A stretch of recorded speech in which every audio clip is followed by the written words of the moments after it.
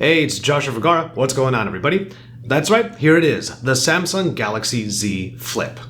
Okay, so by now you probably have heard a lot about this new foldable by Samsung. It's not necessarily the follow-up to the Galaxy Fold, but it does take some of those design cues in order to recreate the flip phone in the smartphone world. There are a couple of reasons why this is significant, because now we have what could be amounted to an upgraded Galaxy S10 Plus made into a form factor that can shrink down a little bit by folding it down and making it more pocketable for those who want to have a smaller form factor until they actually need their smartphone. The actual phone is designed quite well. You have a couple of different colors, at least for the time being, a mirror purple and a mirror black, with a mirror gold coming a little bit later, and that one does look pretty dope. Going around the outer edges, you will see that there is a fingerprint reader embedded into the power button, but that power button also will pull double time when the phone is closed, because when you double press it, it will turn on those rear cameras with a tiny little screen on its side that allows you to take a selfie without having to open up the phone.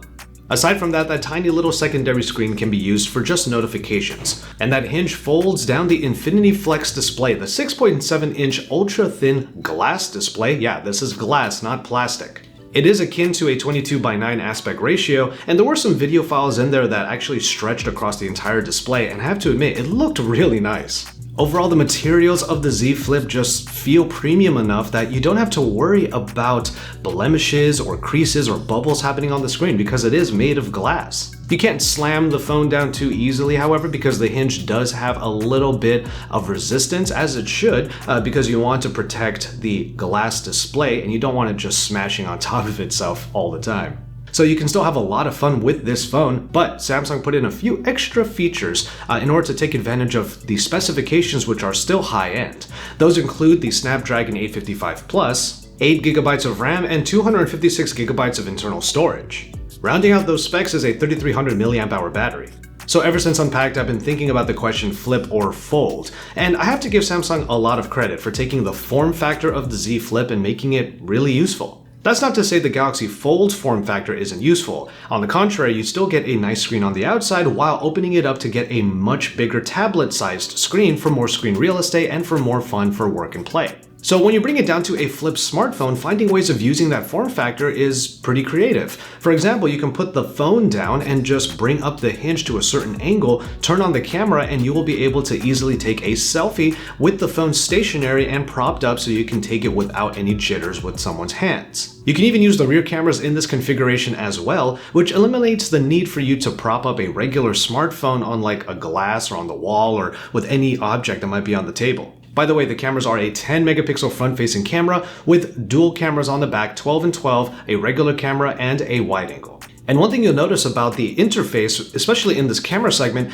is that it's splitting the interface with the bottom portion having the controls and the top portion being the viewfinder.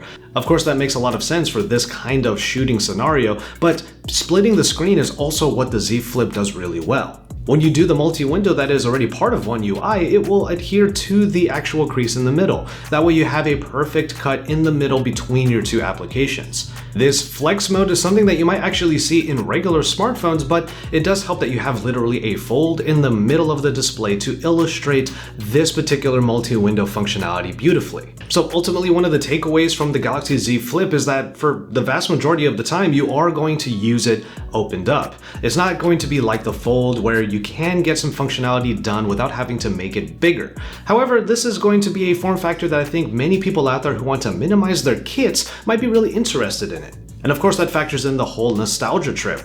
The whole idea of having flip phones once again is really exciting. After all, we did have a big hubbub about the Moto Razr, and now Samsung has achieved their version of it, which might be better than the Moto Razr in a lot of different ways.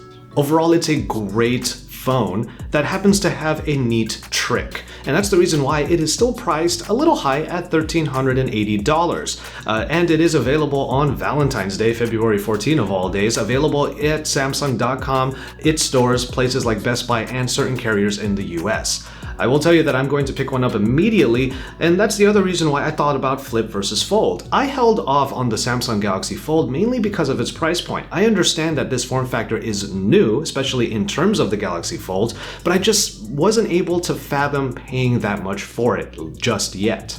But with the Galaxy Z Flip, it's not quite as horrendous a price. It is still a little bit high, but then again, this is the beginning of these form factors, the beginning of maybe the resurrection of the flip phone revolution. So I am going to pick one up, and you can look forward to an unboxing and of course a full review of it coming soon to my channel. I just want to pose the question to all of you, flip or fold? Let me know in the comment sections down below, and we'll have those discussions about which form factor actually works best for all of us and for all of you. So keep it tuned to my channel for even more. Look forward to more content on the Galaxy Z Flip and of course the Galaxy S20 line. And from there, drop some likes on these videos. Again, get into the discussion in the comment sections down below, and subscribe to my channel if you haven't already. Anyway, until my next video, I will just remind you to enjoy your tea, everybody.